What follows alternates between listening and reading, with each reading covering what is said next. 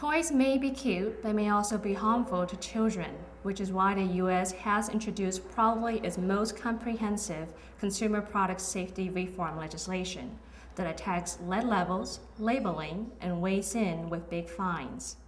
Leighton Lee from the Toy Association of Southern California is an industry expert.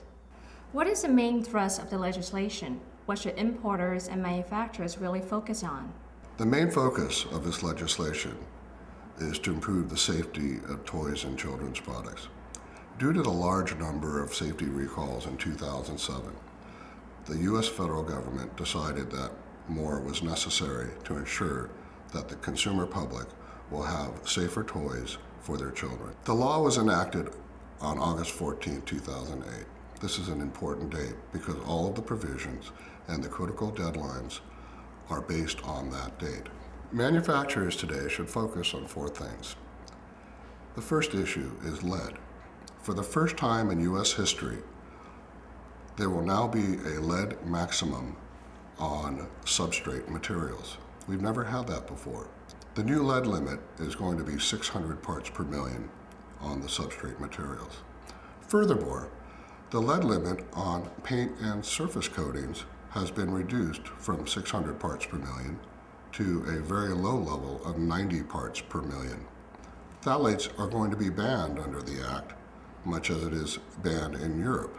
Furthermore, ASTM F96307, which is currently a voluntary standard used in the toy and children's products industry, will no longer be voluntary. It will become mandatory under the Act. Lastly, third-party testing is going to be required under the Act. This means that all toys and children's products must be tested by an accredited third-party testing lab. The law seems to be very particular about compliance certificates and labeling, which includes labeling of toys with magnets. The law does now require a certificate. The certificate of conformity must be issued with each shipment coming into the United States. Tracking labels will now be required under the Act for all toys and children's products.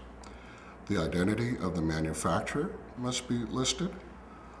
The production facility or place of production must be described, as well as the production date. In addition to the tracking label, we now have requirements for internet and catalog advertising of toys and children's products. There's a registration element. Does this affect everyone associated with the toy? The registration requirement applies to durable nursery products. These items include strollers, cribs, and high chairs, as well as other similar juvenile products. When is the law to be introduced to the market? The provisions of the Act have different effective dates. As I mentioned earlier, the August 14, 2008 enactment date is critical. For example, within 90 days, the certificate of conformity must be in use. At the 120-day mark, all internet sales and marketing of toys and children's products must comply. At the 180-day mark, the catalog labeling requirement comes into play. Also, ASTM F96307 becomes mandatory. In addition, the phthalate ban that I mentioned earlier will become effective, and a new lead limit on substrate materials of 600 parts per million will become effective. At the 1-year mark, the tracking label requirement becomes effective. The substrate material lead limit is further reduced to 300 parts per million. This is critical. And lastly, the lead limit on paint and surface coatings will be reduced to 90 parts per million, which is a drastic reduction there. How expensive will it prove to be for manufacturers and importers? It is going to be very expensive for manufacturers to comply. Testing will be required on many new levels. For example, the new lead limits, the phthalate ban, in addition to the requirement of accredited third-party testing, will all increase the cost of safety and quality assurance programs for these manufacturers.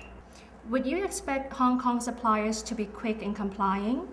I do expect Hong Kong companies to quickly comply. This is a federally mandated act. There is no choice for a manufacturer or importer to decide whether or not to comply.